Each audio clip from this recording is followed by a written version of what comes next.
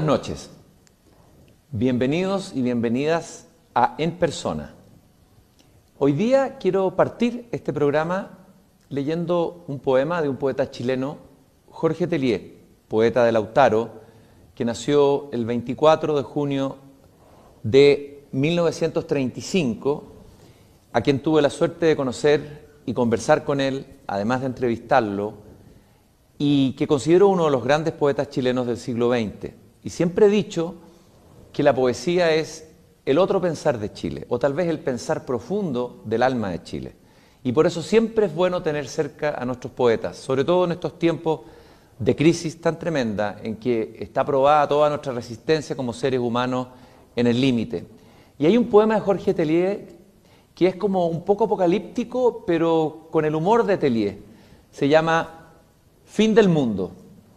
El día del fin del mundo será limpio y ordenado como el cuaderno del mejor alumno.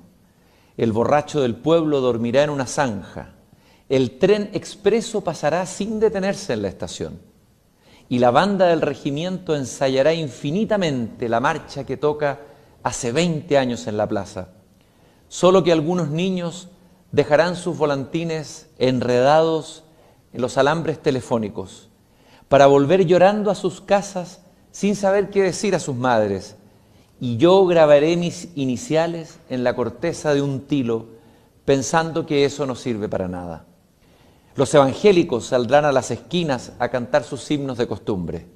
La anciana loca paseará con su quitasol, y yo diré, el mundo no puede terminar porque las palomas y los gorriones siguen peleando por la avena en el patio. Tal vez muchos de nosotros en esta crisis tan tremenda en la que estamos, esta crisis global, nos hemos preguntado, ¿será el fin del mundo o el fin de un mundo? Y por otro lado, Teillier, el poeta de la aldea, nos coloca en el Chile aldeano, en el Chile de la provincia, en el Chile ligado a la tierra, ese Chile local, esa localidad que entra en tensión hoy día de nuevamente con la globalidad. Por eso me parecía adecuado leer este bello poema y rendirle un gran homenaje a nuestro querido poeta Jorge Teillier. Y nuestro invitado de hoy es el expresidente de la República, Ricardo Lagos Escobar. Muchas gracias, Ricardo, don Ricardo, por estar aquí en persona. Gracias por la invitación. También decirles que estamos haciendo el programa en una locación especial para proteger todas las medidas de seguridad y sanitarias. Desde luego para proteger a nuestro expresidente, que es una figura intelectual y política muy relevante y muy importante, su voz siempre, sobre todo en esta crisis. Hay que recordar que Ricardo Lagos hizo sus estudios primarios en el Liceo Manuel de Salas y secundarios en el Instituto Nacional. Estudió Derecho en la Universidad de Chile y tiene un doctorado en Economía en la Universidad de Duke, en Carolina del Norte. Su memoria universitaria fue Concentración del Poder Económico en 1960. Primero perteneció al Partido Radical, pero luego, cuando participó del gobierno de Jorge Alessandri, ingresó al Partido Socialista.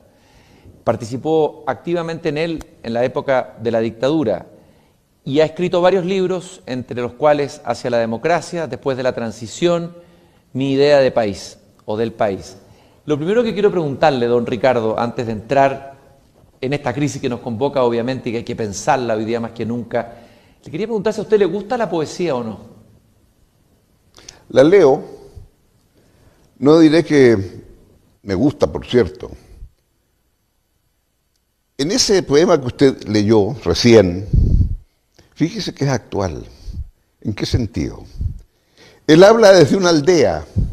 ¿Y cómo le explica usted a esa aldea hoy día que se encuentre con el alma de Chile y desde esa aldea nos atrevemos a mirar el mundo? O a la inversa, ¿cómo hoy el mundo en esta situación difícil le puede hablar comprensiblemente a esa aldea? Y eso entonces está muy bien retratado ahí, porque él habla del fin del mundo y todo el mundo sigue haciendo su misma actividad. Y es nada menos que el fin del mundo. Y eso quería preguntarle porque de alguna manera esta crisis que ha tendido como aparentemente a aislarnos de nuevo, se levantan las fronteras, disminuye el flujo, se separan los países entre sí fuertemente, lo vamos a comentar después específicamente, vuelve a colocar esta tensión entre lo local y lo global. ¿Cómo ve usted esa tensión y cómo se va a resolver o se podría resolver una vez pasada o terminada, entre comillas, esta pandemia? Es que esta pandemia se junta a otro elemento que es fundamental para entender el mundo de hoy. El mundo de ayer, sin las redes, el mundo analógico, distinto al de hoy. Algo de esto nos dice Barico en el juego, The Game. No sé por qué el título en español también lo puso en inglés, The Game. Sí. Y en The Game, ¿en qué consiste el juego? En que hoy por primera vez el ser humano vive en dos mundos. El mundo en que ha vivido siempre desde que tenemos los pies en la tierra y este otro mundo imaginario donde usted es dueño del mundo y de su conocimiento y es capaz entonces de transitar de un mundo al otro. ¿Se da cuenta de lo que está diciendo Barico? Que ahora cada ser humano tiene el mundo real que hemos conocido siempre y este mundo imaginario en el cual él entra cuando se conecta a Internet. Y ahí comienza su juego y su discusión. Entonces la pregunta es, primera cosa, ¿cómo somos capaces de entender este desafío ahora cuando está ese otro desafío, que son los dos mundos en los cuales usted puede actuar? Y cuando ambas cosas se juntan, entonces usted tiene un desafío que es distinto a todo lo anterior. Yo diría que es un desafío como pocas veces porque es un desafío civilizatorio. En la historia de la humanidad, ¿cuántos han sido los desafíos civilizatorios? No me cabe duda que estamos en medio de uno. Y como estamos en medio de uno, no sabemos las respuestas, porque es un mundo nuevo. No es solamente los dos mundos, el de Barico, sino que ahora es el otro mundo, el de la pandemia. Y claro, pandemia ha habido siempre en el mundo, pero de la envergadura de esta, por las características de esta, no conozco. Don Ricardo, usted afirmó por ahí en una columna de que el planeta navega hacia una incertidumbre sin marcos de referencia ni entendimientos compartidos. Primero la palabra incertidumbre, que usted la acaba de usar también. Vivimos en un escenario de incertidumbre total. Hasta la ciencia tiene incertidumbre, de la cual uno esperaría certeza. ¿Para qué decir la política? ¿Cómo se puede navegar? ¿Cómo pueden navegar los países? ¿Cómo puede navegar el mundo político, etcétera, en un mar de incertidumbre, en un océano de incertidumbre? Yo quiero dar una respuesta que me van a decir que estoy loco, pero es la única que conozco, que es la política. Porque cuando hay incertidumbre, ¿a quién recurro? ¿La puedo resolver yo solo? Yo y los míos, mi familia no. Entonces, ¿quiénes?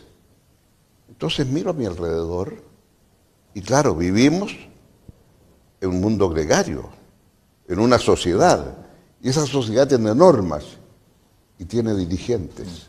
Fíjese usted cuando se produce la crisis del año 2008, la crisis financiera que quebró Lehman Brothers en New Wall Street y qué sé yo, todo lo que pasó. La respuesta a esa crisis, ¿cuál fue? Los franceses dijeron, ¿qué va a hacer Sarkozy? Y los americanos, ¿y qué va a hacer Bush? ¿Y qué va a hacer Tony Blair? Entonces cuando llegó la crisis, producto de que los mercados se administraban solos, cuando llegó la crisis los mercados no administraron nada y se recurrió a los dirigentes políticos. La política es la capaz de encauzar. Y lo que me preocupa en Chile hoy es adelantar mucho en lo que viene. Es que la política está muy mal. Eso le quería decir. Nos falta encontrar el alma de Chile y expresar esa alma de una manera tal en que nadie va a poder quedar 100% satisfecho porque cada uno tiene una idea del alma de Chile y cómo lo quiere. Pero entre todos tenemos que encontrar esa alma. ¿Por qué la política está tan mal? La política en Chile es un sentimiento que a veces puede ser que, se ha denostado la política, a veces esa misma denostación ha hecho que la gente buena no quiera entrar en política, la gente capaz, la gente buena. Sí, claro, obviamente. Pero también hay una intuición también en el sentido común de que efectivamente pareciera que el nivel político, la preparación de una parte importante de la clase política, la visión de Estado se ha empequeñecido, se ha achicado. Esa es la sensación, por lo menos que yo tengo y que comparte harta gente. ¿Por qué ha pasado eso, don Ricardo? Yo creo que en buena medida, porque los cambios que se han ido produciendo, hay que ser capaz de interpretarlos en su momento. Felipe González dijo una vez, perdimos porque no nos habíamos dado cuenta del cambio que hicimos en España. Y seguimos aplicando la misma política con la cual conquistamos el poder en el 82. Pero en el 96 teníamos otra España. O sea, lo que le quiero decir con esto es en qué medida efectivamente hicimos una transición de dictadura a democracia. Pero tal vez lo más importante es que algunos quisieron seguir aferrados a las ideas matrices de esa dictadura que estaba plasmada en una constitución que no daba el ancho. Y hasta ahora estamos enredados en la constitución que no da el ancho. Entonces yo creo que acá ha habido una discrepancia muy fundamental de los que creen que se puede seguir con esa forma de armazón política que explica la constitución y los que siempre hemos dicho, mire, es que esa no puede ser una constitución.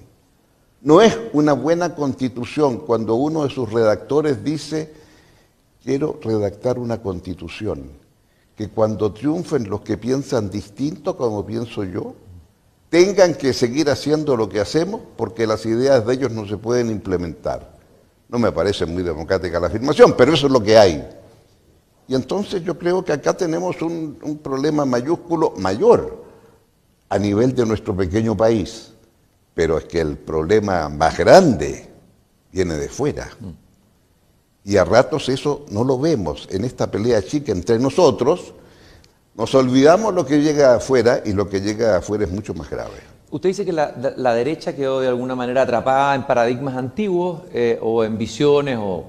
Ya. ¿Y la izquierda? ¿La izquierda se renovó? ¿La izquierda no está también atrapada en otros paradigmas antiguos? ¿Qué ha pasado con la izquierda? Yo creo que ahí hay un tema que es muy importante.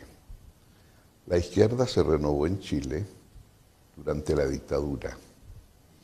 No sé si se ha seguido renovando después, pero durante la dictadura la izquierda entendió que había que valorar la forma de resolver los conflictos a través de una constitución, a través de un sistema democrático, abierto, dialogante. Y cuando luchamos por restablecer la democracia, teníamos claro lo que entendíamos por democracia. Y porque hubo mucha violencia en la dictadura, aprendimos a decir, no quiero más violencia. Y a ratos uno siente como que muchos quieren volver a una cierta violencia, o creer que porque sus ideas hay que aplicar, hay que defenderlas a como dé lugar. Y ahí entonces perdemos y hay un cierto desvarío. Pareciera que hay una crispación profunda en Chile, que ahora está como un poco, no sé si congelada, más bien se manifiesta en las redes sociales, obviamente que en las calles no puede manifestarse. Una crispación, usted en agosto del 2019 le leí en una entrevista que estaba preocupado por la rabia que había guardada o acumulada, y esa rabia estalló, y es como una rabia, no sé si llamarlo rabia, odio, a veces es molestia, pero a veces es directamente rabia, ira, incluso resentimiento, que se nota en la forma de comunicarnos en las redes sociales, en la forma de establecer los diálogos. ¿Por qué? ¿De dónde viene ese estado de ánimo? ¿Qué pasó en el estado de ánimo del alma de Chile, para que estemos en ese punto?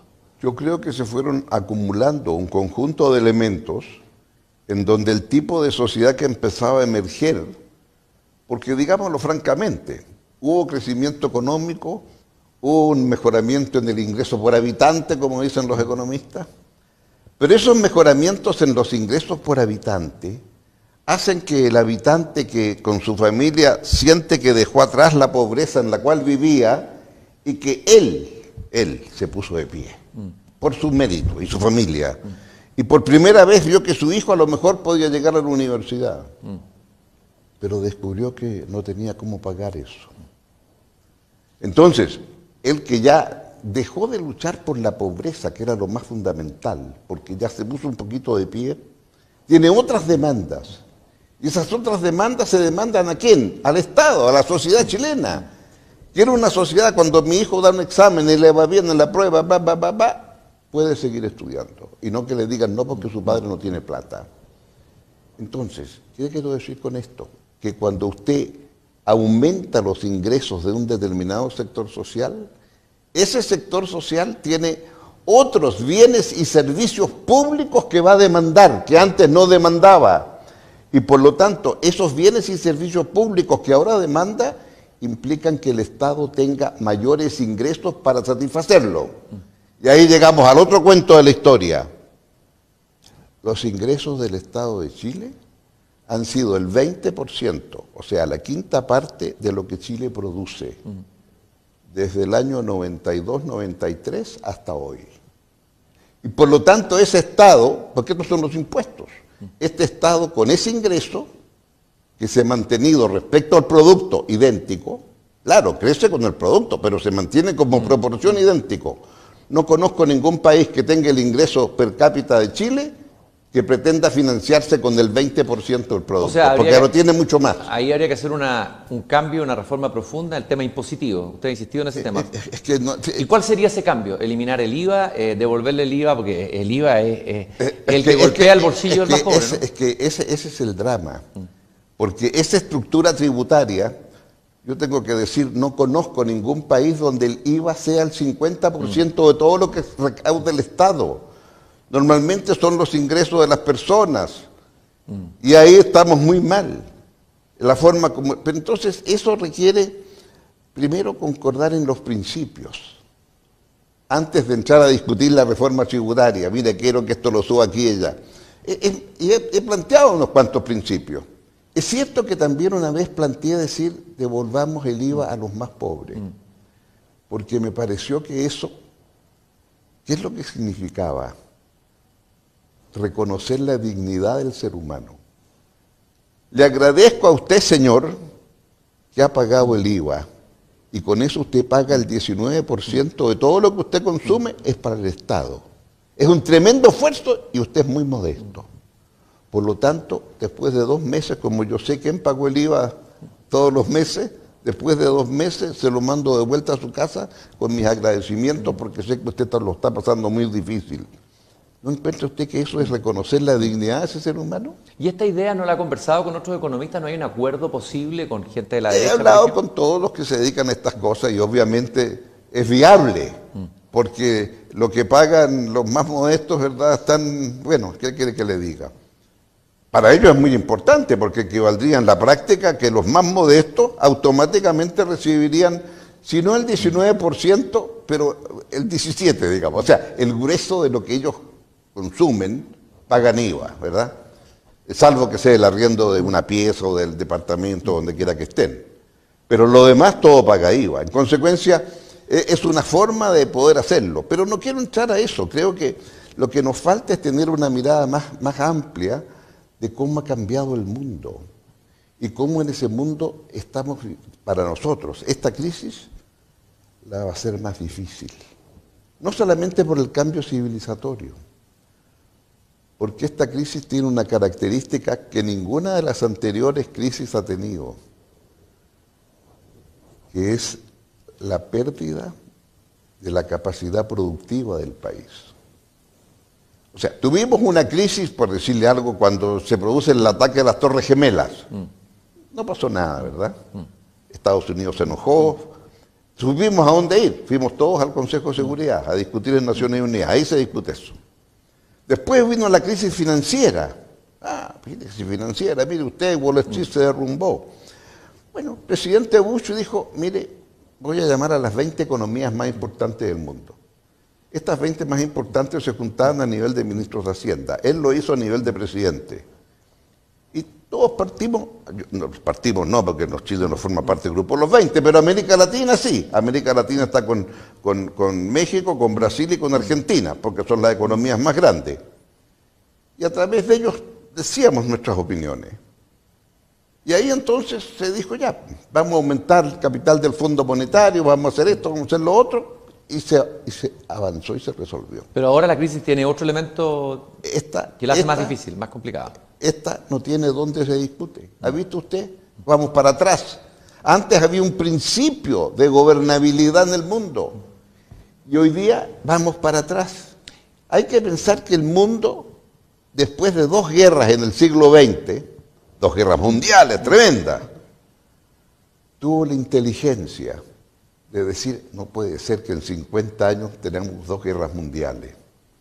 Hagamos una institución para consagrar la paz. Y salió Naciones Unidas con todas las características que conocemos.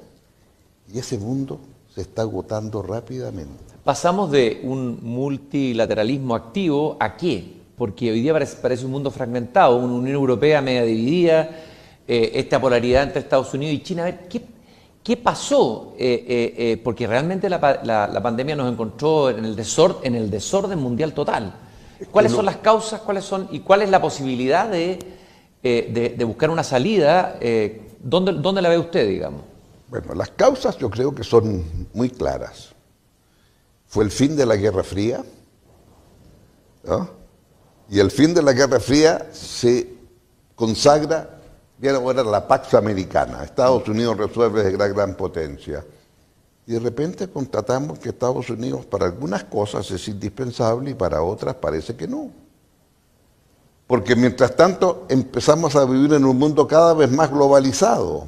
Y en este mundo globalizado descubrimos, por ejemplo, que tenemos un problema con la capa de ozono. Está la capa de ozono, hay un hoyo en la capa de ozono y el hoyo en la capa de ozono produce tales cosas. Bueno, pero el tema de la capa de ozono es un tema de todos. Mire usted, descubrimos lo del cambio climático. Parece que el ser humano está echando a perder el planeta Tierra. El planeta Tierra no está en peligro, ¿eh? El planeta Tierra va a seguir existiendo. El planeta Tierra ha existido 5.000 millones de años. Y el ser humano en el planeta Tierra, en esos 5.000 millones, apenas hemos vivido 70.000 años. Nada. Una fracción de segundo. Y por lo tanto, a lo mejor somos un ave de paso en este planeta, si no hacemos lo que tenemos que hacer sobre el cambio climático. ¿Y cómo va a poder, después de esta crisis en que lo más golpeado va a ser el empleo, y el empleo sabemos que es difícil de recuperar, vamos a tener una población exigiendo trabajo, mucha población con hambre, y los países van a querer acelerar la recuperación económica? ¿Cómo conciliar eso con todo lo que se había planteado el mundo antes con el tema del cambio climático, todo lo que se había acordado en la última cumbre? ¿Cómo hacer conciliar el corto plazo con el largo plazo? Porque se van a tomar medidas de urgencia. ¿Cómo se hace ese engarce? Yo diría lo siguiente. Lo primero, entender que esta pandemia, con los tremendos efectos devastadores económicos, no ha habido nunca una pandemia que nosotros conozcamos con este problema en donde vamos a ser todos más pobres. Pero los países más ricos van a ser un poquito menos pobres y nosotros vamos a ser más pobres que ellos.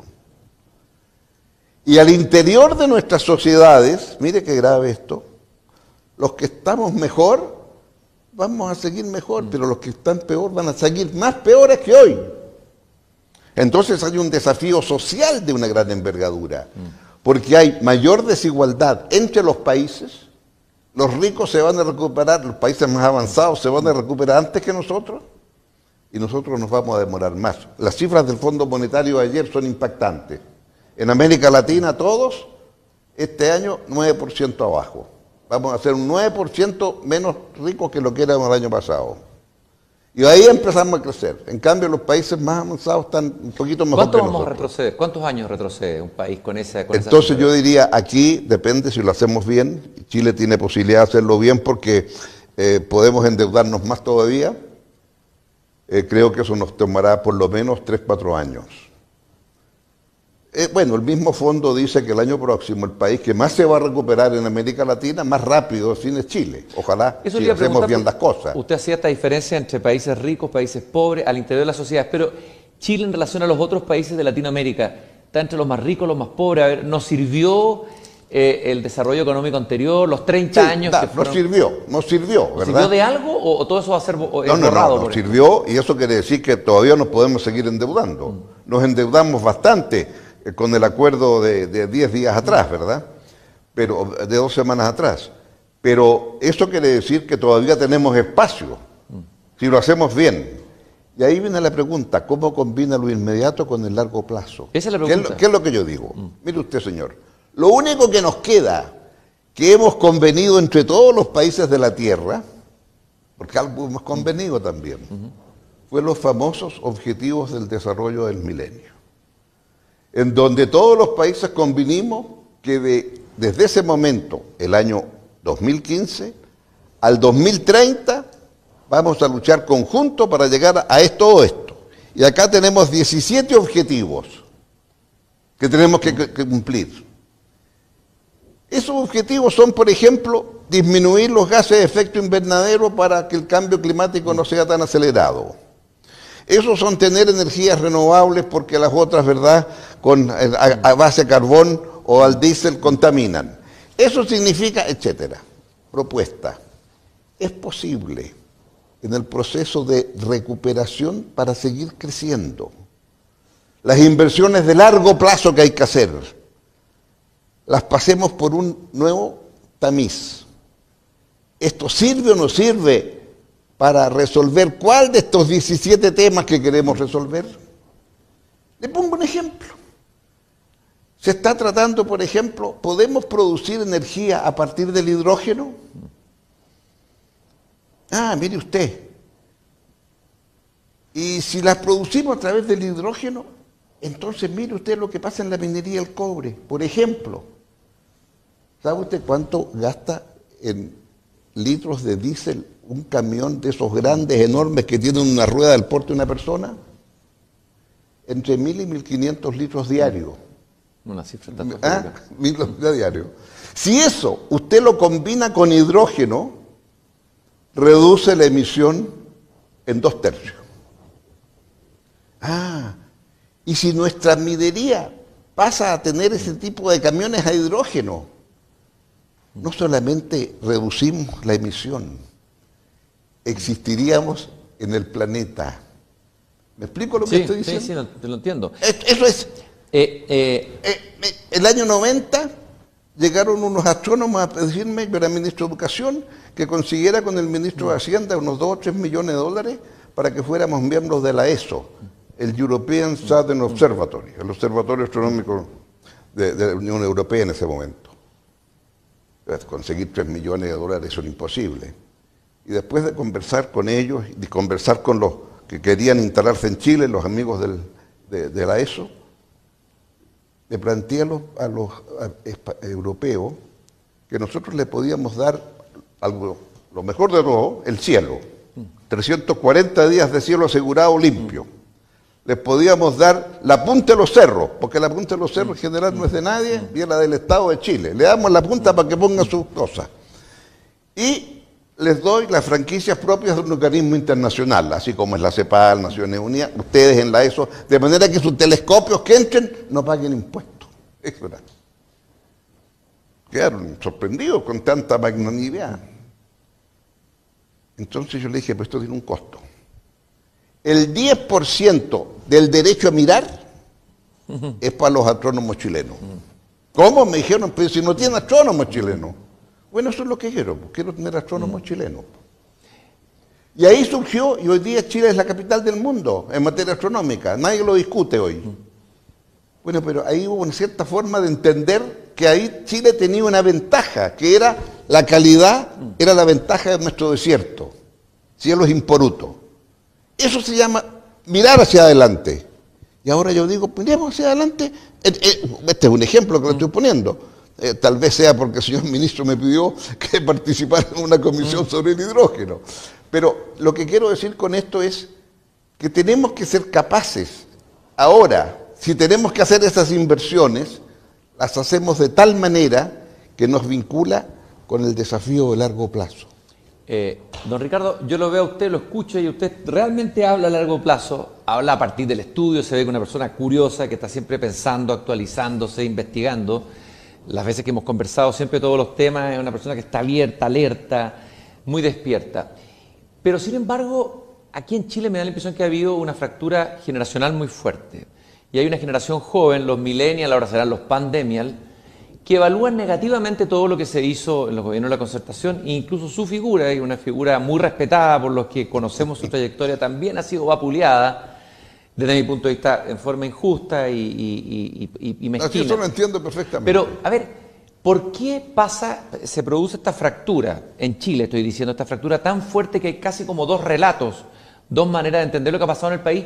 Tal vez faltó comunicar, faltó pedagogía, faltó transmitir un relato de lo que se había construido desde la transición y no se contó el cuento, o sea, no se le contó el cuento a los niños en la noche de cómo había sido la historia de Chile, y ahí hay un abismo, o sea, un abismo generacional que es muy fuerte. Yo le voy a decir cuándo me di cuenta de eso. ¿Cuándo? Al término de la presidencia le hacen muchas cosas a uno, entonces me llamaron de la Facultad de Derecho de la Universidad de Chile y me nombraron académico honoris causa, honorario, en fin. Y cuando terminó aquello, entonces estaban los estudiantes ahí, hablo del año finales del 2005, 2006, no encontraron nada mejor entonces que agarrar al presidente de Chile, se asustaron los que me estaban cerca mío, y me sacaron en anda y me hicieron dar vueltas por el patio de la Escuela de Derecho. Típico. Y ahí se hizo eso. 3 años después, el decano resolvió hacer un nuevo edificio dentro del viejo culo de la Escuela de Derecho y le puso el nombre al edificio de los presidentes. Entonces, cada de las salas que habían dentro de ese edificio llevaba el nombre de un presidente que había estudiado en la Escuela de Derecho de la Chile. Y había 2 presidentes que habíamos estudiado ahí, pues, vivos, que era Elwin y yo. Entonces, por supuesto, para la inauguración del edificio llegó Elwin y yo, 2008. Y cuando anunciaron que iba a hablar Elwin, no que iba a hablar, porque Elwin no quería hablar, me dijo que hablara yo nomás. Pero cuando anunciaron que él estaba presente y qué sé yo, hubo una pifia para Elwin. Y después también me anunciaron que yo tenía que hablar, hubo una pifia para mí. Y estamos hablando de 2 años o 3 años de diferencia. ¿Qué es lo que era la pifia? El CAE, el crédito con aval del Estado. Porque cuando yo establecí aquello, lo establecí en una ley para que operara a futuro, establecí estos requisitos, uno de los cuales más importante no se cumplió, era que no solamente acreditar la calidad de la universidad y la calidad de lo que se estaba enseñando, sino que acreditar la empleabilidad de lo que se estaba enseñando. Y ese punto nunca se hizo. Y eso en buena parte es el problema. Pero no quiero entrar a justificar aquello, ni mucho menos. Lo que quiero decir es que ahí usted se da cuenta que hubo una ruptura, ¿verdad? Es de 2 años, la vi, la sentí. O sea, ahora, quiero decir también algo que lo he dicho reiteradamente. Cada generación construye su propia épica, su propio relato. Y ese relato va de ahí para adelante. Entonces, esos jóvenes, para ellos, por decir 2 tonteras, el metro está hecho. No saben que todavía falta 150 kilómetros más, pero está hecho. Entonces, ellos construyen de ahí para adelante. Y tienen toda la razón. Pero no hay un momento que hay que tratar de producir esa tensión que decía el claro, filósofo francés Paul Ricoeur, que así construyen los países, las civilizaciones, la tensión entre tradición e innovación, ¿no? Claro. Entre pasado y futuro. ¿Cómo se logra unir? Porque... Bueno, es que ahí yo creo que ahí viene la parte importante, ¿verdad? ¿Cómo usted lo hace? ¿Cómo usted lo explica? Entonces, claro, qué sé yo, se me ocurrió escribir un librito que se llama Mi vida y que termina en el triunfo del plebiscito. La verdad es que yo lo quería terminar en el inicio del gobierno de Elwin. Pero me di cuenta que en esos 500 días, entre el triunfo del plebiscito y la asunción de Elwin, son 500 días muy importantes, pero que de mi punto de vista, mi cabeza, mi modo de pensar cambió. Porque hasta antes de eso, mi problema era Pinochet y cómo lo sacamos. Y tuve la sensación, no me di cuenta, nadie me lo dijo, que ya ganado el plebiscito, yo algo tenía que ver con lo que venía en el futuro, pero ya Pinochet no era problema para mí. Había que pensar en el futuro, ¿qué hacemos ahora? Porque era obvio que iba a caer el gobierno en manos nuestras y algo íbamos a tener que ver, ¿no? Entonces, esa forma de pensar que usted tiene que le cambia, bueno, es porque ocurrió un hecho muy fundamental. Ojalá esto que está pasando ahora, que es tan fundamental, se produzca un clic y empiecen a pensar también estos jóvenes en que tienen que entender que lo que a ellos les va a tocar es administrar este nuevo cambio civilizatorio del mundo. Y ese cambio civilizatorio es un cambio de otra magnitud, en que usted tiene que aprender a crear nuevas instituciones políticas para aprender a escuchar.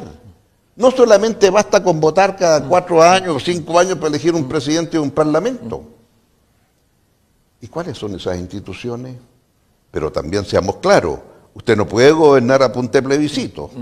Eso le iba a preguntar, don Ricardo, estamos aquí con este cambio civilizatorio tal vez ante dos crisis. Algunos dicen, hay filósofos bien radicales como Zizek, el eslavo, que dice que este es el fin del capitalismo, que esta crisis termina con el capitalismo y aquí viene lo que él llama el comunismo del desastre, que es como una especie de socialismo que asume el desastre ecológico y todo. Él plantea que se terminó el capitalismo. Hay otros que dicen que no.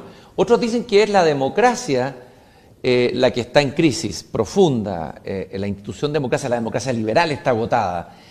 Hablemos de esas dos dimensiones de la crisis. Yo creo que ambas dimensiones presentan temas erróneos, porque lo único que está claro es que vamos a vivir en un mundo global, en que no va a ser viable decir, esta es mi parcelita, es mi país y yo veo cómo lo administro. Porque ya hoy existe la globalización más absoluta. Una zapatilla de estas que se compran ahora con marca tan importante, tiene elementos de 2, 3, 5, hasta 15 distintos países del mundo. Pero no va a haber un regreso por el shock que vivimos. Por ejemplo, no se podían conseguir mascarillas sino en China, en Europa. Y hay europeos que están pensando, tenemos que fabricar nosotros mascarillas, tenemos que fabricar nosotros ventiladores mecánicos. No va a haber un regreso un regreso hacia lo local. Y no va a haber una tentación también populista de regreso a lo local. No, ¿eso no es un escenario posible? No, eso es lo que quiere el señor Trump, que se quiere retirar de todo porque Estados Unidos first. No. Es evidente que va a haber un intercambio con mucha mayor fuerza que antes.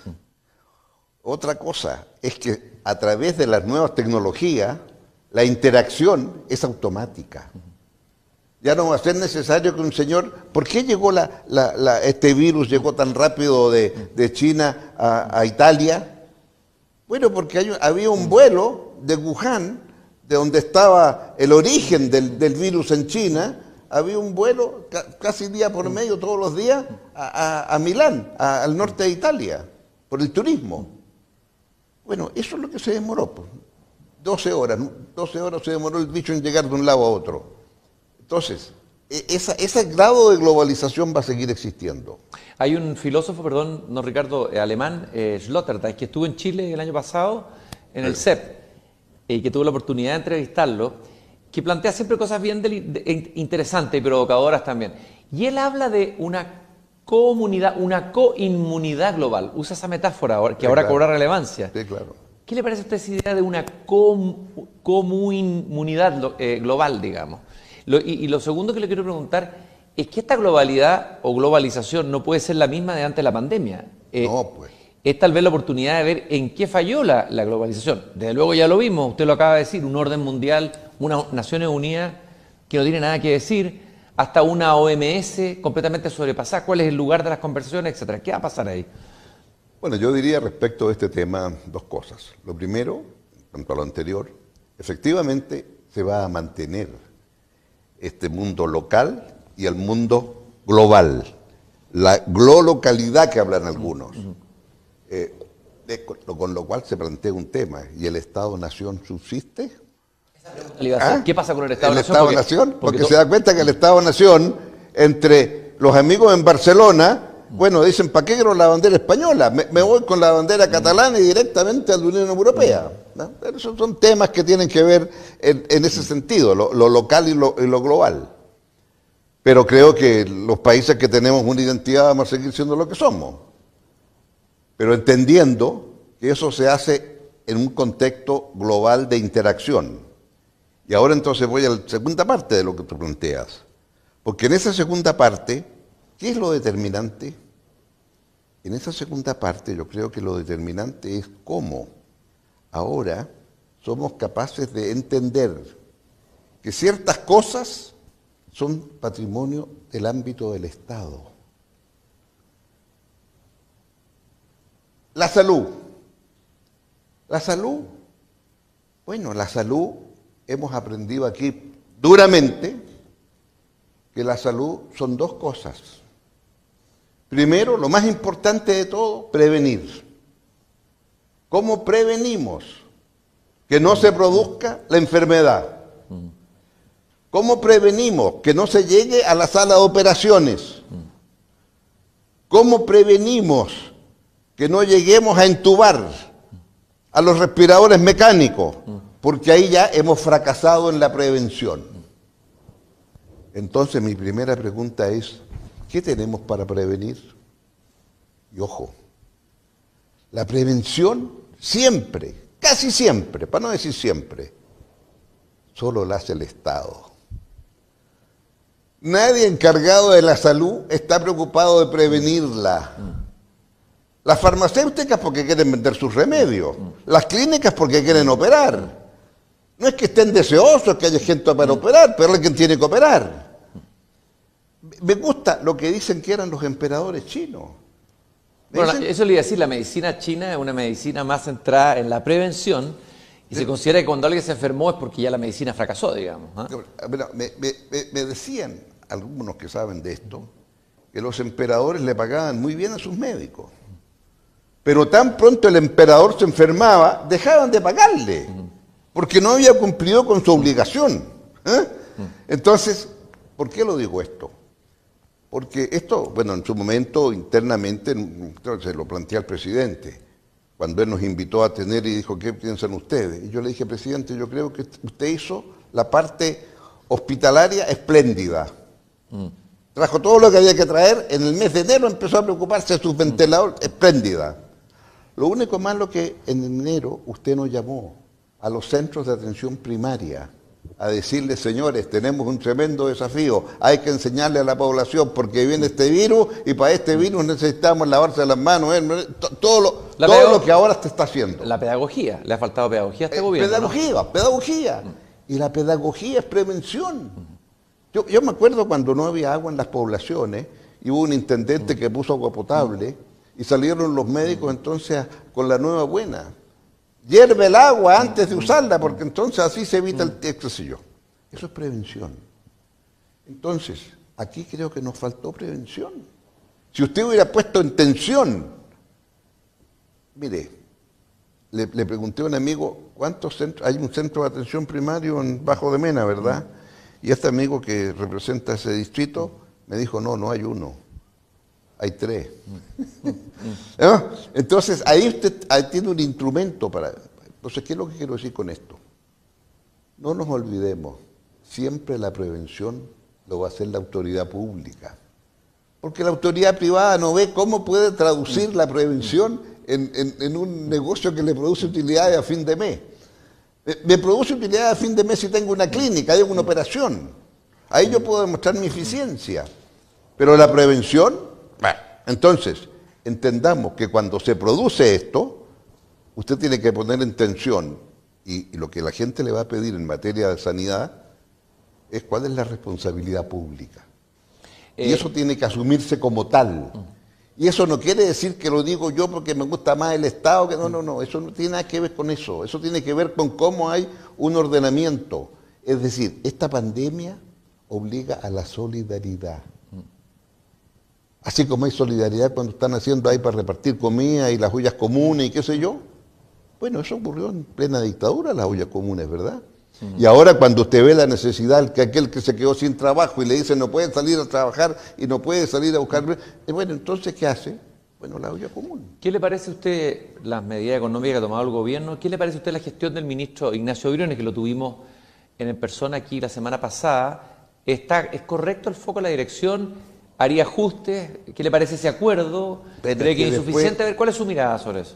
A ver, primero, después todos somos generales, ¿verdad? Yo lo que diría es, él se olvidó de la prevención. O sea, con la misma fuerza que hicieron aquello, debía haber puesto en tensión. Ese aparato de los centros de atención primaria, tienen a todos los niños durante el primer año yendo todos los meses a control, ¿verdad? Y saben cuáles son los niños, dónde están. Y saben dónde están los mayores de 70 años, porque van todos a buscar la vacuna del flu. Entonces, Eso nos faltó poner en No, pero yo digo tensión. más en Hacienda, o sea, en las medidas económicas que se están tomando. ¿Qué le parece a usted la gestión del ministro Briones?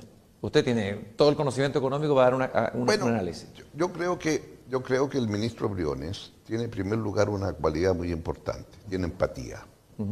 El día que iba al paraíso y los camioneros se habían tomado el camino y prohibían pasar, el ministro Briones estaba recién nombrado, se bajó del auto a hablar con los camioneros, pues y habló con el jefe de los camioneros y terminó hablando con ellos y se fue en medio de los aplausos de los camioneros, no sé lo que le habrá prometido, le habrá dicho, y siguió con su auto.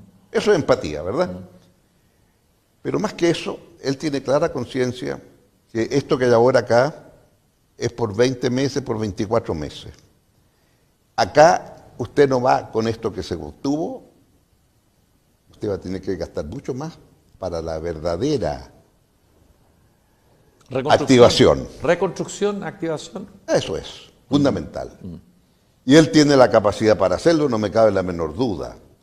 Lo que me gustaría ver aquí, que detrás de esto haya un mundo político que se pone detrás de quien tiene que mandar, que es el ministro y el presidente. ¿Y eso qué? ¿Por qué lo digo? Porque en otros países hubo varios que dijeron, este no es tema de gobierno y oposición. Yo quiero colaborar con usted, señor. Yo soy opositor a usted, pero usted es el primer ministro, yo no. Quiero colaborar. Ahora, cuando yo digo quiero colaborar, también estoy diciendo, escúcheme, ¿verdad? Porque Ricardo, esto va en ambas direcciones. ¿Y cómo evalúa Y a usted? rato entonces tengo la impresión que no se escucha tampoco lo que quiere decir la oposición. Ahora, pero ¿cómo evalúa usted la oposición? ¿Le parece una posición consistente, una posición oportunista o una posición oportuna? ¿Cómo ve esta oposición hoy en Chile? Me gustaría que fuera una oposición dispuesta a colaborar y me gustaría que el gobierno esté dispuesto a escuchar en serio. Y el ministro Briones está escuchando en serio. En consecuencia, yo creo que es muy importante cómo se puede proceder ahora. Este efecto de estos economistas que se juntaron, qué sé yo digo, muy bien hecho. Y falta más de eso. Ahora, dicho todo esto, volvamos al virus. ¿Quién sabía que el virus, todos dijimos, qué bueno, ya este señor ya se infectó, sanó, ahora entonces está inmune? Y lo dimos por un hecho, que si usted ya estaba afectado, no, ahora ocurre que descubrimos que el señor no queda inmune. A otros dicen que queda inmune por 2 meses. Entonces estamos todos a la siga de una vacuna. ¿Y esa vacuna nos va a inmunizar por cuánto? Porque la del flu es por 1 año. ¿Y esta qué? ¿Nos va a inmunizar por 1 año? ¿Por 1 mes? ¿Por 15 días? Buena pregunta. Buena pregunta. Entonces yo digo, aquí estamos comenzando recién, porque no conocemos al virus. Lo que le quería decir, don Ricardo, es que hay algunos virólogos, no sé si serán un poco exagerados tal vez, pero hay virólogos que dicen que bueno, que venimos de varias pandemias anteriores, que se ha ido acelerando la aparición de nuevos virus.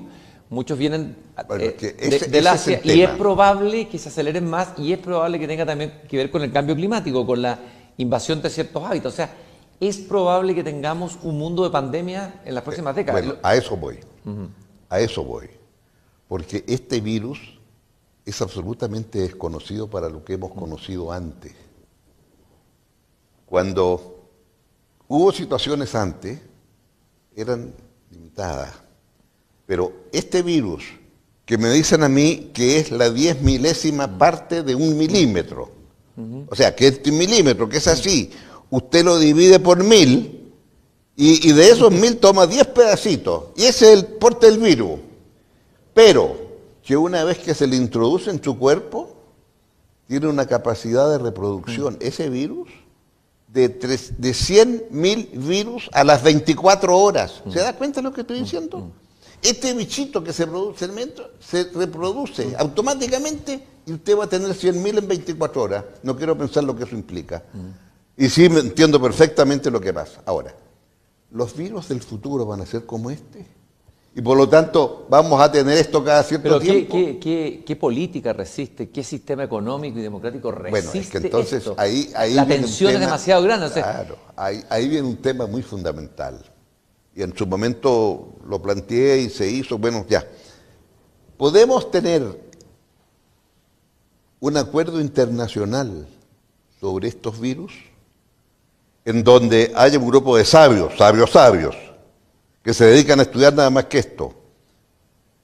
Van a depender de la Organización Mundial de la Salud, pero para que no sea solo un anexo de una organización, que sea un acuerdo internacional entre los estados, igual como hay un acuerdo internacional entre los estados para el cambio climático, lo medimos y tenemos sabios y todo lo demás, en donde los países tienen algo que decir. O sea, así como hay una COP de las partes que firmaron ese acuerdo sobre cambio climático, que hay una COP igual que firman este acuerdo para estudiar estos virus. Y eso me parece que es la única forma de decir, bueno, sobre este tema, pongámonos todos de acuerdo. Porque usted podrá ser China, usted podrá ser la India, usted podrá hacerlo, bueno, pero pongámonos de acuerdo. Ahora, aquí tenemos como una especie de nueva guerra fría solapada claro, entre China y Estados Unidos. Usted conoce muy bien, lo hemos conversado otras veces, China, la realidad de China, se ha interesado, lo ha estudiado.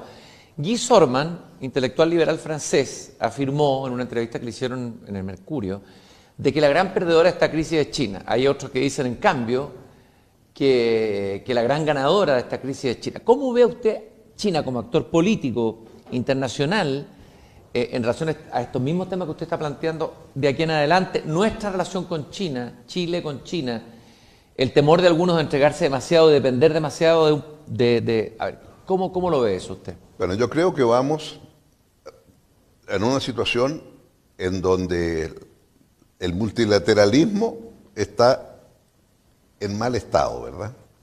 Por no decir en ruinas. Por no decir en ruinas, ¿verdad? Desapareciendo. ¿Por qué? Porque una palanca del multilateralismo era Estados Unidos. Hay que pensar, Estados Unidos tuvo la capacidad, no solo creó Naciones Unidas, sino que el plan Marshall fue para ayudar a reconstruir los países que había derrotado. Eso fue nuevo, ¿no? Porque después de la Primera Guerra Mundial se hizo la paz y le hicieron pagar tales costos a Alemania, hay un librito ahí de Lord Keynes, las consecuencias económicas de la paz, en que Keynes, que participó en estas negociaciones, dice, esto es imposible que lo pague Alemania. Esto va a traer una respuesta alemana que no quiero imaginar cuál va a ser. La respuesta fue Hitler, pues, que hizo su campaña diciendo yo no pago. No pagó, mira dónde terminamos. Entonces, aprendiendo esto, los americanos dicen vamos a reconstruir a aquellos que derrotamos. Más que pedir la indemnización. Keynes participó en las negociaciones de Bretton Woods con la convicción de lo que había sido su escrito 20 años antes. ¿Se da cuenta? Hay una lógica ahí. Claro. Yo predije que esto iba a pasar y pasó. Ahora entonces no. Voy a crear dos instituciones. El Fondo Monetario para que la balanza de pago funcione bien y qué sé yo, y los tipos de cambio en las monedas, y un Banco Mundial para ayudar a la reconstrucción entre todos sus hermanos, etcétera, etcétera. Y a eso entonces llegó el señor Marshall, le hizo un plan Marshall y ya montones de plata. Bueno, eso es una concepción distinta de multilateralismo, ¿verdad? Pero ahora, ¿cuál sería la Y ahora no hay. Entonces, ¿ahora qué tenemos? Primero, digamos el mundo como está. Acá está Estados Unidos, renegando de todo lo que han hecho sus antecesores. Porque mire, esta última que hizo, que nos toca a nosotros, nadie le da importancia porque no es tanto, pero es importante. El Banco Interamericano fue una bandera que en su momento sacamos los latinoamericanos. Felipe Herrera ahí era ministro de Hacienda y toda la historia. Sí.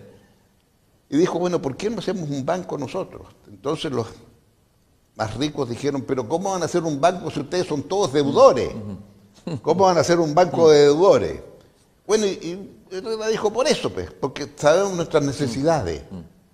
Bueno, y se hizo el Banco Interamericano. Y el señor Eisenhower dijo, este banco lo van a administrar los latinoamericanos. Ellos van a tener que poner plata, van a poner el 60%. Y yo no voy a poner solo 40%, porque no lo voy a administrar yo, lo van a administrar ustedes. Esa es su responsabilidad. Y lo van a manejar ustedes. Y así ha sido siempre. Primero fue Felipe Herrera, después vino el amigo mexicano, después vino Enrique Iglesias y ahora el ministro. ¿Y qué hizo Trump? Moreno. Y bueno, entonces, ¿qué quiere decir esto? Esto lo que quiere decir que lo que ha hecho Trump, de decir voy a poner un candidato americano, es una insolencia, es un aplastar, porque tienen los votos. Pero precisamente sus antecesores sabían que porque tenían sus votos, tenían primero que conquistar el alma de los países y no imponerles porque tengo la plata y mando. Ahora, don Ricardo... Lo de Trump no tiene nombre. Don Ricardo, pero ahora aún es más difícil, porque vamos a tener una América Latina empobrecida, las cifras son bien pavorosas. Sí. Millones que van a volver, retroceder hacia la línea de pobreza. Tenemos en Latinoamérica políticamente inestable, no se ve. Entonces, ¿cómo Latinoamérica tiene una voz, cómo se para ante el mundo y es capaz de pararse, por ejemplo, ante Trump, o es capaz de influir algo? O sea, es irrelevante Latinoamérica. Para decirlo con mucha franqueza, América Latina, para pesar en el mundo, necesita aquellos que son los más grandes, que es Brasil y México. Y no necesito decir que Brasil y México están uno y otro en las antípodas. En dos tipos de populismo. En dos tipos distintos, ¿verdad? Entonces tenemos un problema mayor. ¿Y Argentina cómo está? ¿Cómo lo ve usted? ¿Verdad?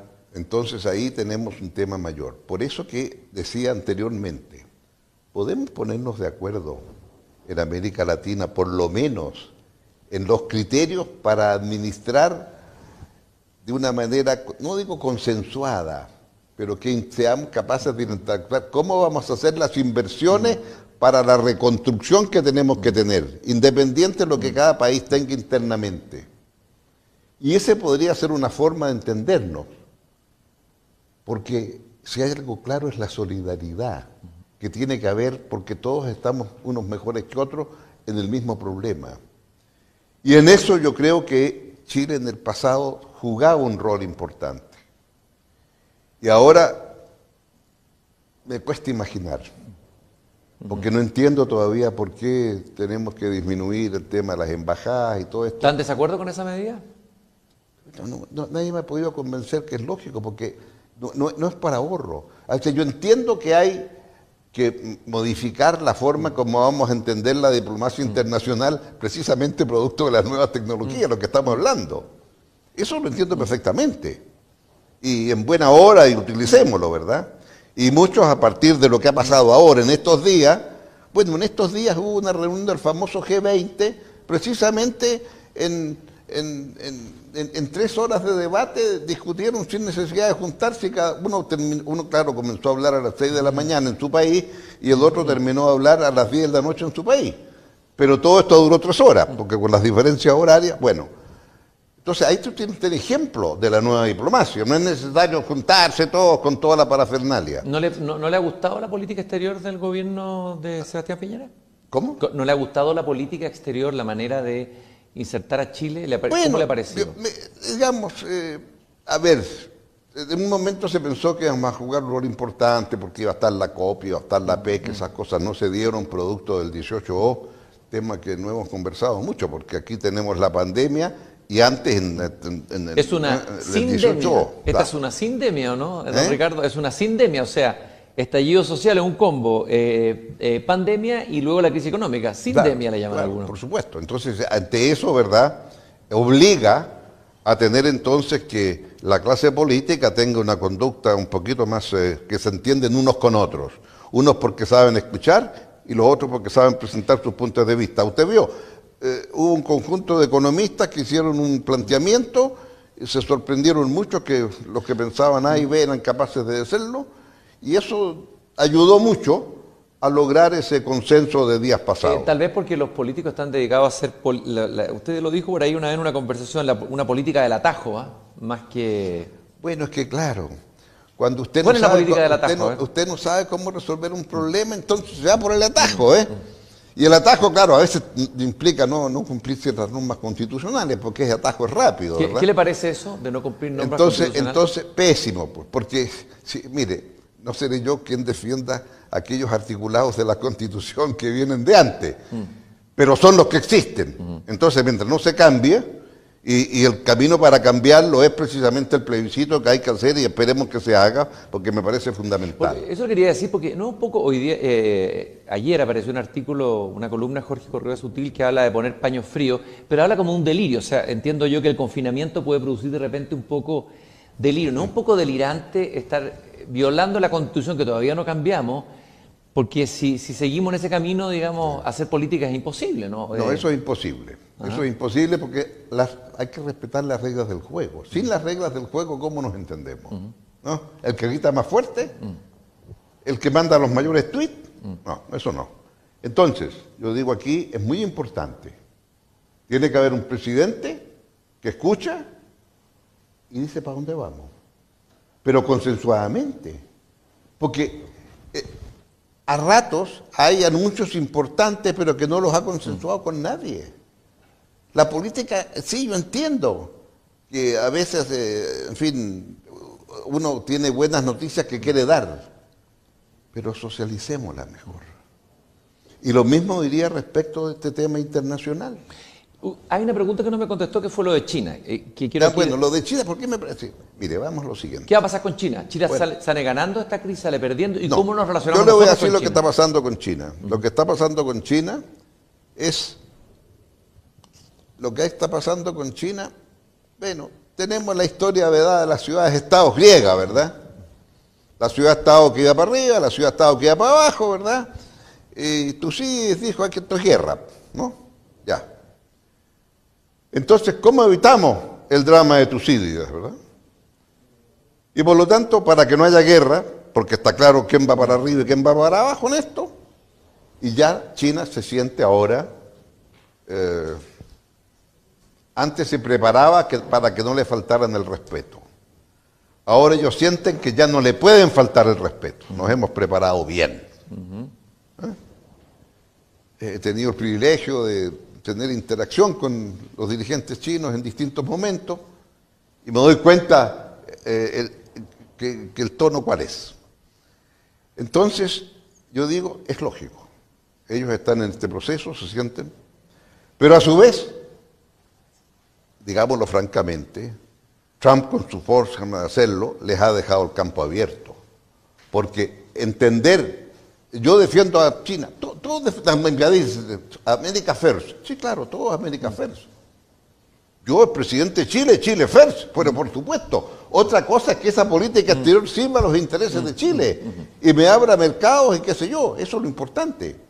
Entonces, aquí va un mundo de dos. China, Estados Unidos. El G2 sí es cierto. Cuando hay capacidad, es cierto. Xi y Obama se pusieron de acuerdo en el acuerdo de 2015 en París para el cambio climático. Y eso selló ese acuerdo. Ahora, lo primero que hace Trump, irse del acuerdo. No le importa lo que hizo su antecesor. Pero ¿ha visto usted? Entonces, cuando se va de ese acuerdo, vamos entonces a un mundo a dos. Ah, es que si vamos a un mundo a dos, entonces por allá levanta la mano Rusia y dice yo también tengo poder nuclear. Pero lo que está claro es que vamos a un mundo en que o es usted un país continente o no lo van a escuchar. Y ya sabemos cuál es el número 3 de este país continente, que es la India. Vea usted, en esta crisis la India casi no sufre. Vale decir, no va a tener el efecto. En general, Asia no sufre lo que va a estar sufriendo América Latina, lo que está sufriendo Europa o lo que está sufriendo el propio Estados Unidos. Va a tener un daño mucho menor. Pero en 10 años más, India va a superar a Japón en producción económica. ¿Y eso va a ser positivo en el sentido que un nuevo actor diversifica y hace más rica la Va a ser un G3. Van a haber 3 países continentes.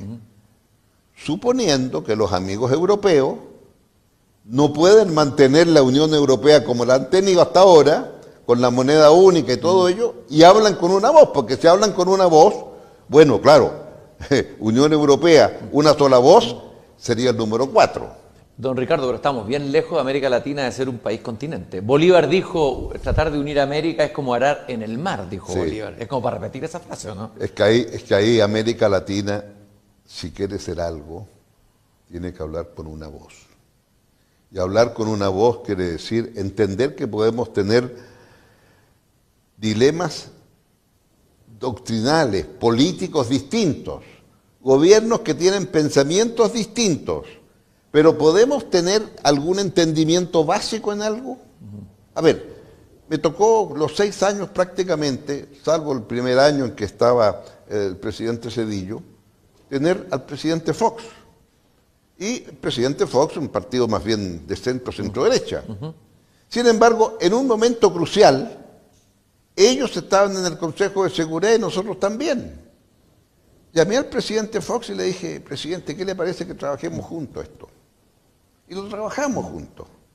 Después le dije con toda franqueza, lo llamé un día y le dije, presidente, yo no sé si usted va a aguantar la presión, porque yo estoy sufriendo una presión grande. Usted también la está sufriendo, ¿verdad? Sí, muy grande, me dijo. Bueno, y a usted lo presionan el vecino del norte y tiene 3.000 kilómetros de frontera con ese vecino. Entonces ese vecino sí que la presión se siente fuerte. Si usted piensa cambiar de opinión, avíseme 24 horas antes. Para yo saber a qué atenerme, porque hasta ahí estábamos juntos. ¿Saben lo que pasó después? Ahora, tanto tiempo pasó, se puede contar. Bueno, se acercó el embajador de Pakistán. Ustedes parece que se ponen de acuerdo en esta cosa de Irak. Sí, a veces conversamos. ¿Y me podrían invitar a mí? Invitamos a Pakistán. Y después que ya no entré, habían 3 africanos. Y los 3 africanos se acercaron a estos 3 y le dijeron nosotros, y terminamos siendo de Uncommitted 6. O sea, el hecho de tener una vinculación con México, en ese momento tan especial, se ordenó el mundo y mira lo que pasó. Entonces yo digo, eso es viable, es posible. ¿Por qué? Porque ¿qué es lo que nos unía ahí? El decir, mire, nosotros somos países chicos. Necesitamos reglas para que nos respeten, porque somos chicos. Y las reglas se ponen en Naciones Unidas en el Consejo de Seguridad. Entonces, si usted quiere ir a la guerra, tiene que ir al Consejo de Seguridad. Y en el Consejo de Seguridad nosotros los chicos somos 6. Y se necesitan 9 votos para tomar un acuerdo. Entonces, sin nosotros no hay acuerdo. Bueno, ¿me entiende? O sea, pero eso es a partir de tener ciertas normas claras que nos permiten entendernos entre nosotros latinoamericanos. Queremos tener democracia, queremos tener reglas claras, queremos tener en el organismo internacional un conjunto de normas que nos puedan interpretar y defender a nosotros países más pequeños, y nos juntamos a nivel internacional con otros más pequeños en otras partes y tenemos un espacio para hacer algo. Pero eso pasa por tener reglas. Entonces, con un señor Trump no tengo cómo entenderme porque él no tiene reglas. Entonces, del punto de vista, yo digo, tenemos ahora, sí, claro, yo diría, mire, muy importante la Unión Europea. Entonces, claro, si es muy importante la Unión Europea, no es bueno tener irnos de 3 países que teníamos embajada. Pero eso ya es un tema de otro tipo. Don Ricardo, hay un tema que no hemos tocado. Usted fue ministro de Educación y yo sé que, así como se apasionó, yo sé que le brillaban los ojos por las obras públicas, también se interesó y se apasionó y se ha interesado en el tema de la educación. La sensación que uno tiene es que Chile tuvo un desarrollo económico rápido, vertiginoso, fuerte, que como usted dijo, se superaron niveles de pobreza. Bueno, la historia la conocemos, la modernización del país. Pero da la impresión que no tuvimos un desarrollo educacional y cultural potente. Tan potente como el desarrollo económico. Esa es la sensación que tengo yo, y que hay un vacío ahí inmenso que se ha notado en la manera como dialogamos, en la manera como pensamos, en nuestra propia clase política, etcétera, etcétera, etcétera. ¿Cómo abordar eso, que es un pendiente, parece gigante, de Chile? Bueno, yo creo que aquí aprovechemos entonces esta crisis, porque esta crisis ha significado educación a distancia. Esta crisis ha significado que usted puede utilizar también a enseñar. No lo digo por mis nietos, porque mis nietos, claro, les cuesta mucho concentrarse cuando les hablan de la profesora, ¿verdad? Y claro, uno de ellos que decidió entonces que reclamarle a su madre porque acaso tú no sabes que es malo estar tantas horas frente a la pantalla, pero no le gustaba frente a la pantalla cuando habían clases, cuando había otras cosas le gustaba la pantalla, claro. Bueno, por supuesto, pero lo que quiero decir con esto es, ese mundo tiene que tener una respuesta. Entonces, la imagen de esa chica, de una, entiendo yo que estaba todavía en educación básica y quería hacer tarea y estaba encaramada en el techo de la casa, en una población rural cerca de, por allá por Araucanía, porque solo en el techo de la casa era capaz de captar una señal para bajar internet. Bueno, entonces, primero, preocupémonos de la última kilómetro y llegar con internet. Segundo, le dimos mucha importancia, esto parece aviso comercial, claro, pero hicimos un cuento con las bibliotecas públicas, de darle a todas las bibliotecas públicas internet y a partir de allí poder tener difusión en los lugares más apartados de Chile. Y luego el programa que se hizo con Bill Gates y su fundación para poder hacerlo. Y todos se sorprendieron un poco porque hablé mucho de internet en mi primer mensaje presidencial, pero es que ese es el mundo del futuro.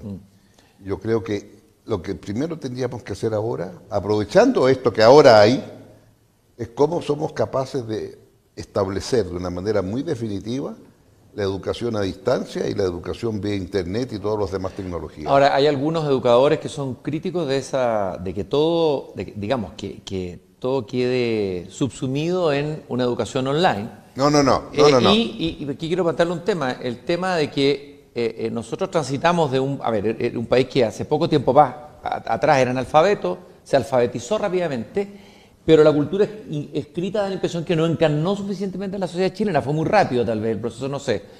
Y el tema de los libros, usted yo sé que es un muy buen lector, digamos, todo lo que usted sabe porque lee, aparte de buscar en internet, pero lee, investiga, yo sé que lee mucho. Está leyendo los últimos libros que salieron y está... eso es lo que gracias a esta nueva tecnología, usted se puede leer el libro del señor Bolton, claro, que lo tiraron a internet antes de, por si lo encauzaba un juez en Estados Unidos. Entonces, claro, he leído a Bolton ahora ahí. Pues. No, pero yo digo, el libro, el hecho de leer, no por ser romántico, pero me parece que la lectura que ha faltado es la que desarrolla rápidamente lo reflexivo, hay un ritmo que es distinto. Me temo que con internet, digamos, se borra el tema del libro y no debiera ser incorporado dentro de la misma educación de internet. Hay que hacer una interfaz ahí, algo. A ver, ¿cómo le puedo responder eso? Porque como yo tengo la edad que tengo, a mí me cuesta pensar un mundo sin libros físicos, ¿no? Escribimos una vez unas conversaciones con Carlos Fuentes. Sí, hay un libro, dice. Un librito. Y Carlos Fuentes vio ese librito la primera vez en mi casa, porque él todavía no lo tenía en su casa en México, no lo había visto. Y lo abrió. ¿Y qué cree que hizo con el libro cuando lo abrió? O lo rozó. Son igual que el vino, hay que saber si salieron buenos, dice. Bueno, lo digo porque me cuesta pensar un mundo sin libros, pero dicho esto, la educación a distancia, sí, claro, macanudo, pero tiene que haber una educación presencial, no me cabe la menor duda. Se publicó un libro muy entretenido. ¿Quién reconocería el hombre que se murió el año 1000?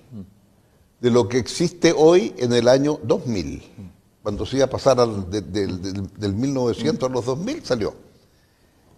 Entonces decían, lo único que reconocería el hombre del año 1000 es cuando vea esto. ¿Y qué es lo que era esto? Un pizarrón, un señor adelante y unos banquitos, cada uno con unos niños. Y entonces el hombre del año 1000 diría, es una sala de clases, ahí se enseña. Linda imagen, después de 1000 años eso no había cambiado. Bueno, ahora yo diría, creo que eso tampoco va a cambiar, creo que la educación presencial va a ser indispensable. Si algo tuvimos éxito fue que inventamos una biblioteca de aula, que eran 30 libritos, digamos, para que los niños lo tuvieran ahí, en la sala de clase, y se la llevaran a su casa para leer el libro, y lo devolvieran después. O sea, ¿cómo crea el hábito? Y creo que es una mezcla de las dos cosas. Y eso es la clave del éxito, porque en definitiva, lo que usted tiene que aprender, alguien dijo que, ¿qué es lo que enseña usted? el conocimiento indispensable que una generación le quiere traspasar a la siguiente. Pero alguien dijo, sí, pero es que ahora lo que es tan rápido el cambio que usted acumula y que se lo traspasa al de otro, que lo más importante, hay que aprender a aprender. Y como usted lo que le enseña al muchacho es que después él solo siga aprendiendo por su cuenta, porque indudablemente que los conocimientos que recibió hoy ya van a ser distintos en 20 o 30 años más. Y esa yo creo que es una realidad que está ahí para quedarse. Entonces, vuelvo al virus. El virus va a significar también una forma distinta de comunicarnos los seres humanos. No sé si tienen razón los amigos finlandeses. Claro, finlandeses tenían que ser. Porque los amigos finlandeses dicen que esto, que es prácticamente una extensión del ser humano. Sin saberlo, nos damos cuenta que con esto nosotros, ya. Y los finlandeses dicen, mire, ¿sabes lo que pasa? Que ahora, con el iPad y todas estas cosas, el ser humano va a aprender a escribir directamente en esto. Con el iPad, que es un poquito más grande que esto, ¿verdad? Pero lo que pasa es que en esto, como dijo el señor Steve Jobs cuando introdujo el iPhone, el 2007, dijo, aquí está el conocimiento de la humanidad. Y usted lo tiene ahora al alcance. Es como una biblioteca virtual abierta. La biblioteca virtual, ¿verdad? Y si a esa biblioteca virtual usted después le pone un chip que está conectado a no sé qué parte de su cuerpo y va a tener entonces los problemas que tiene usted en su cuerpo y van directo al médico suyo que lo está viendo para que le haga los ajustes necesarios en su maquinaria, bueno, es otro mundo.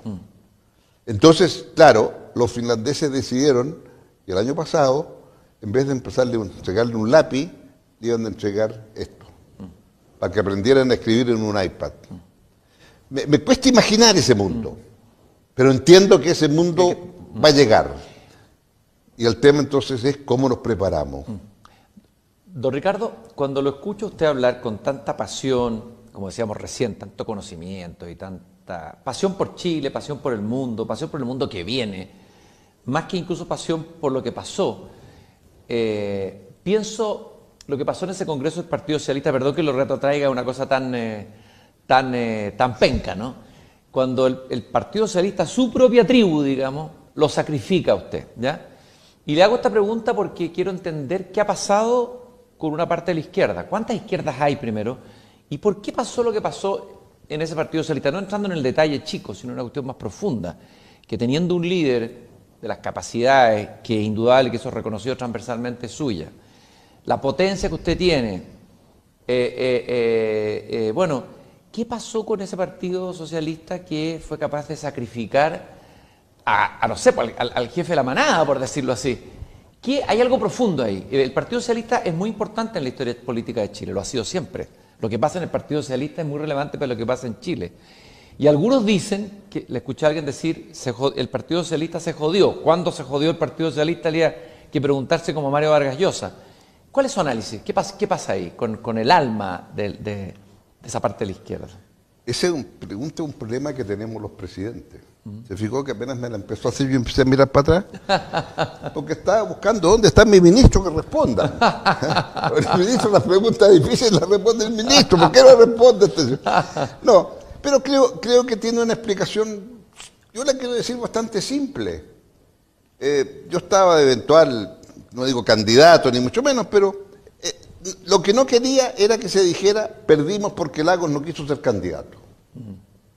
Y yo me daba cuenta que probablemente era una persona que podía unir a la coalición, porque veía que la coalición iba destino a cada uno para su santo. O que por lo menos a la democracia cristiana le iba a ser muy difícil la coalición con determinados miembros de la nueva mayoría y la nueva, etcétera. Entonces pensé, bueno, si sirvo para eso, ya, pues aquí estoy. Y bueno, yo creo que ahí lo que hubo fue una situación muy simple. En la encuesta había alguien que marcaba en la oposición más que yo. Eso era objetivo. ¿no? Y por lo tanto dijeron, pero ¿para qué vamos con Lagos? Era un señor muy distinguido, pero el diablo Lagos ya pasó de tiempo, de moda. Este señor marca más. Pero ¿no ha sido eso justamente la encuestología, por decirlo así, que le ha hecho un daño enorme a la misma política? Bueno, es que eso puede ser, ¿verdad? Que usted pensó que ese señor marcaba más. Pero también había que ver quién tenía al frente. Y cuando usted iba a tener al frente al actual presidente de Chile, con el mayor respeto por el presidente, por supuesto, bueno, cuando tenía el presidente, a ver quién se le enfrentaba mejor, porque al final iba a haber una segunda vuelta que ya está establecida prácticamente, es muy difícil ganar en primera, y ahí entonces se iba a ver, como diría alguien en términos vulgares, los pesos pesados, con el mayor respeto por Alejandro Guillé, que no voy a decir yo que no sea un peso pesado, pero lo que quiero decir es que eso fue lo que hubo. Ahora, que también había, yo me doy cuenta, yo era un presidente un poquito embromado. Yo nunca consulté. Consulté a quién nombrar intendente, sí. Consulté a quién nombrar subsecretario, sí. Ministros, no. Era atribución mía. Y me parecía que era la gente con la cual yo trabajo, por lo cuenta. Yo entiendo que tiene que haber equilibrios, entre otras cosas las entiendo, es un gobierno de coalición. Y el gobierno de coalición en un sistema presidencial es muy distinto a coalición en un sistema parlamentario. En el parlamentario, usted sacó 20 diputados y yo saqué 30. Está claro quién va a mandar en la coalición. Pues. Usted va a ser ministro de Relaciones, ministro de Hacienda, pero yo el primer ministro, porque yo saqué 30 y usted 20. O sea, usted resuelve el gabinete después según el resultado electoral. En un sistema presidencial, elige al candidato presidente y después encomiéndese al señor o a alguien así para que lo lleven de acuerdo, porque el presidente hará lo que quiera nombrando a la gente. ¿Me explico? Bueno, son sistemas distintos políticos, muy respetables. Y en mi caso yo creo que había también la sensación de que obedecía poco como presidente de instrucciones políticas, lo cual es real, cada uno gobierna como le parece, ¿no? Eso. Don Ricardo, pero de alguna manera en el alma de la izquierda chilena hay dos almas. Se ha hablado para volver a su pregunta, los autoflagelantes y los autocomplacientes, pero hay una parte de la izquierda que parece avergonzarse, a pesar de que participó incluso en los gobiernos de lo que se había hecho en 30 años, e incluso avaló esta frase, no son 30 días, son 30 años. Entonces, hay algo, un conflicto interior en la izquierda profundo, no sé si dos almas de izquierda, eso es una pregunta. Y la otra, ¿cuál es el espacio que le queda a una izquierda más socialdemócrata, por decirlo así? Porque usted hizo un giro hacia la socialdemocracia, entre el Partido Socialista. Claro, no, por supuesto. Claro, ¿qué pasó con ese espacio socialdemócrata? Como que fue pulverizado, desapareció, no es viable, no es posible, o hay que inventar una nueva izquierda. A ver, eso me gustaría. O sea, yo creo que aquí lo que está de por medio es que hay un sector significativo a la izquierda del Partido Socialista, a la izquierda del Partido Comunista, qué sé yo, creciente, que tiene un 20% en la última elección, y por lo tanto se piensa que es muy importante lo que ese sector piense. Y eso me parece absolutamente legítimo, que los partidos tomen las decisiones que quieran y aliarse con quien les parezca adecuado. Lo que ocurre, voy a reivindicar lo que nos tocó a nosotros. No había unanimidad de cómo enfrentar a Pinochet, pero cuando fue a nosotros fue evidente que venía el plebiscito y que ese camino lo iba a transitar Pinochet. Entonces dijimos, bueno, pues en ese camino sabemos lo que va a hacer Pinochet, nos inscribimos, lo derrotamos y lo ganamos. Hubo otros que pensaron distinto y dijeron inscripción traición. Y yo llegué, me acuerdo, a muchos lugares con Elwin y al medio había un grupito chico que gritaba inscripción traición. Y tenían todo el derecho a pensar que un dictador no se va porque pierde un plebiscito. Entonces le decían, ¿y usted cree que un dictador se va porque pierde un plebiscito? A ver, dígame un ejemplo en el mundo. Y ahí quedábamos medio complicados explicando eso, ¿verdad? Pero también teníamos la convicción que teníamos nosotros la razón y que ese era el camino, que por el otro no había. Entonces, claro, cuando se produjo lo que se produjo, bueno, al final todos terminaron entendiendo que había que ir a votar en contra de Pinochet. Se impuso nuestro punto de vista, porque creíamos en él. Creíamos en él. Me encontré una ocasión en Renca, en la feria, y empezamos a repartir unas cosas para que la gente se inscribiera. Y nos topamos con unos jóvenes que empezaron con inscripción tradición. Entonces me acerqué a ellos y les dije, chiquillos, mire, ustedes están igual que yo, están en contra de Pinochet. ¿Por qué no comienzan ustedes por el otro lado de la feria y nosotros por aquí? Y no nos peleamos, cada uno que se imponga el más mejor. Pero si ustedes tienen razón, así será. Pero esa izquierda más radicalizada no lleva a la izquierda misma a la derrota. De alguna manera la izquierda cuando se radicaliza o Bueno, se que ese es el tema. va a la derrota. Entonces hay como una... Ese es el tema. Una especie de tentación de la derrota. Por eso digo que usted tiene que creerse. En política usted tiene que creerse las ideas. La ciudadanía se da cuenta cuando la cree. Yo me creía que podíamos derrotar a Pinochet en un plebiscito si nos organizábamos, si teníamos un apoderado y contábamos los votos. Y hizo no promesa, pero yo decía, y si nos inscribimos, vamos a llegar a la tele. Y llegamos a la tele. Yo no sabía que iba a haber tele, disposición y qué sé yo, porque a un canal se le ocurrió hacer un programa de televisión. Pero llegamos a la tele. O sea, me lo creí el cuento. Hay que creerse el cuento. Y a ratos yo siento que no hay pasión porque no se lo creen. Entonces aquí lo que usted dice es muy falta de cierto. convicción. Yo acá diría, mire señor, dentro de la Constitución, todo, fuera nada.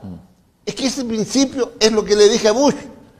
Cuando me dijo, usted va, déme los votos. No, quiero más plazo para ver si hay armas de destrucción masiva. Ah, es que yo voy a la guerra. ¿Y usted me acompaña a la guerra? Perdón, presidente, no lo acompaño a la guerra, porque somos un país chico, quiero reglas. Las reglas las da el Consejo de Seguridad. Dentro del Consejo, todo. Afuera del Consejo, nada. Usted ha dicho que cuando no se respetan las reglas, incluso las reglas internacionales, los que más sufren son los más pobres. O los más débiles. Los débiles son los que sufren. Los débiles son los que sufren. Entonces, a mí me parece que no es viable el tener en determinadas cosas medias aguas. Hay que tener claridad. Y a ratos falta claridad. El deseo de tener un arco muy amplio obliga a no tener definiciones. Yo entiendo que la política tiene que tener muchas veces momentos de esa naturaleza, pero hay momentos en los cuales hay que decir no. Eso no es viable. Porque si no, entonces es el que grita más. Y yo entiendo que hay muchas razones para salir a protestar, muchas.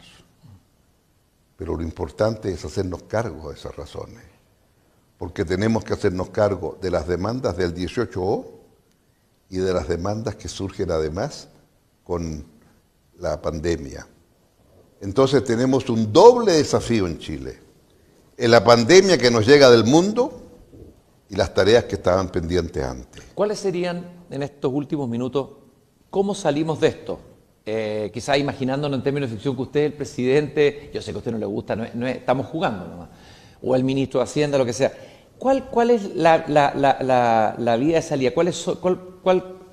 ¿Qué hoja de ruta habría que hacer? ¿Cuáles serían los elementos principales de una hoja de ruta para que Chile, porque hay dos posibilidades, o nos hundimos con esta pandemia y con este déficit y con esta bajada brutal del crecimiento, o salimos, digamos. No hay dos escenarios, digamos. Yo creo que el momento es muy delicado y obliga en consecuencia a ser muy preciso.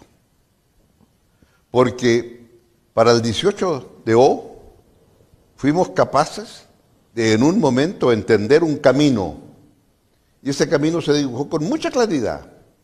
Algunos después, casi al día siguiente, ya estaban arrepentidos del camino. ¿El acuerdo constitucional? Sí.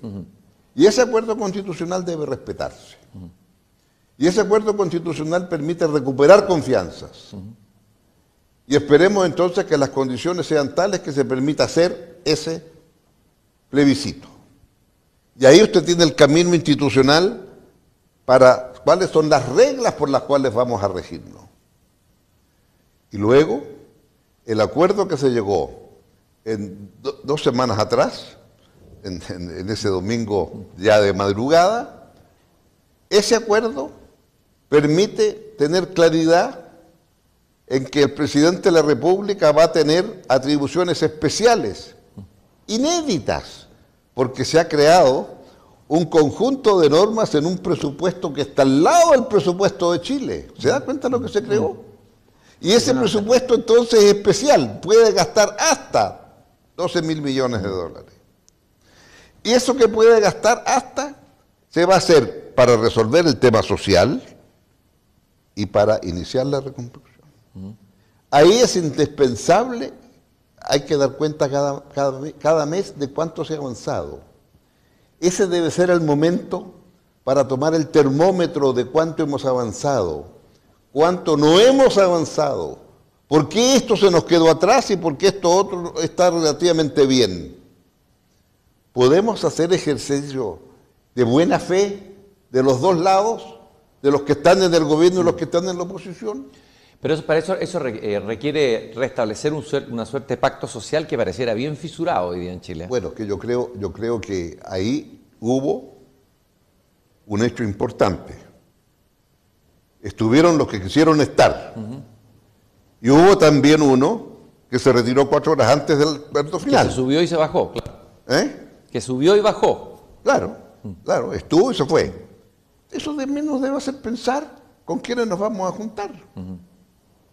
Lo estoy diciendo con toda claridad. Yo quisiera que estén todos adentro.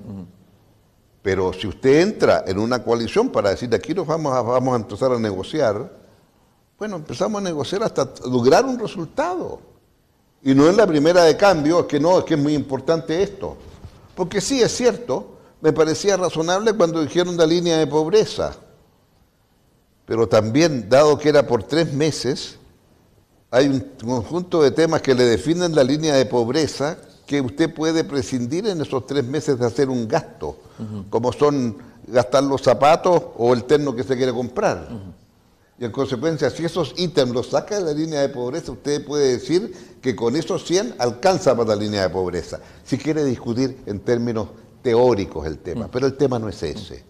El tema es de fondo cómo usted va construyendo confianzas. Y hubo confianzas. Y yo quiero creer que va a haber suficiente confianza porque va a haber un ejecutivo que sabe escuchar y que tiene que tomar definiciones, pero va a haber una oposición dispuesta a asumir las responsabilidades una vez que se le escucha y está de acuerdo en lo que hay que hacer. Y no va a obtener el 100%, porque eso no existe. Y en democracia, al final, hay que saber encontrar los acuerdos. Pero ahí la responsabilidad es de todos nosotros. Sé que una de sus pasiones es plantar árboles y que ha plantado palmas, no sé si chilenas o palmas que se demoran palmas chilenas. Harto en crecer en un campo que tiene por ahí. Eso revela un acto de esperanza porque son árboles plantados para las generaciones que vienen. ¿Tiene usted esperanza fundada sobre Chile o tiene el temor de que todo lo que se ha ganado con tanto esfuerzo, lo que el país ha conquistado en estas décadas, que usted lo defiende con convicción, se pueda perder? Quiero pensar que después que dejemos este mundo, las palmas de Caleu, no obstante la sequía que nos ataca, seamos capaces de encontrar las soluciones para seguirlas regando. Que las palmas requieren poquita agua. Esa es una gracia que tienen. Y por lo tanto, espero que esas palmas lleguen a esa etapa que están lejos todavía. Usted sabe que las palmas muestran su sexo, son coquetas, decía Vicuña Maquena. Qué bonito. Y las palmas muestran su sexo recién entre los 40 y los 70 años. Las mías están recién en 20, 25, entonces le falta mucho. Me temo que no vaya a conocer el sexo de las palmas. Pero espero que con agüita sea posible regar. Y aquí, si estamos en sequía de creatividad, espero que esta creatividad nos llegue, sea porque tenemos una creatividad junto al resto del mundo, que es la pandemia que nos llega de fuera, sea que porque tenemos una creatividad interna del drama cotidiano, de la insatisfacción de muchos que tienen razón para estar insatisfechos, y de la comprensión de los que tienen también mucho, y que tienen que entender que tienen que tener mayor generosidad. Sí, yo sé, cuando se usa la palabra impuesto, Galbraith decía, el rico se asusta porque algo le pueden quitar, y el pobre se alegra porque a lo mejor algo le puede caer. Entendamos entonces que tenemos que vivir en una sociedad en que ambos tienen que dar y ambos tienen que recibir. Y esos ratos nos falta. Y lo que ha ocurrido acá Sí, hemos visto gestos bonitos. Otros gestos los he visto que han sido demasiado publicitados y me han parecido a ratos un poquito obscenos. Poco elegante, por decirlo Poco así. elegante. Porque hacer filantropía se hace porque nace de adentro, no para mostrarle y reflejarle en la cara. Y eso también es algo que nos falta aprender un poco. Entonces tengo la impresión que este país ha sido capaz de muchas cosas y creo que tenemos que demostrar que tenemos razón para ser optimistas del futuro de Chile. Y como esta pandemia nos ha dado tan duro, ahora somos noticia internacional. Como el país, ¿verdad? ¿Y dónde está Chile? ¿Y qué le pasó a Chile? Entonces, cuando yo ya veo ya a una agencia importante de Wall Street que nos dice que no hemos sabido escuchar al pueblo y sus demandas más profundas, y que hay un divorcio entre la élite y la ciudadanía, aquellos que tienen que dar más, que escuchen a Wall Street. Una vez. Muchas gracias, don Ricardo, por su tiempo. Un gusto haberlo podido venir a ver acá para hacer esta conversación posible. Y le agradezco mucho su entrega, su pasión y su entusiasmo y su amor por Chile, que se ve y se trasuntan por todas sus palabras. Bueno, uno es como es nomás. Hace lo que puede. Muchas gracias por la invitación. Siempre es grato conversar con Cristian Barken.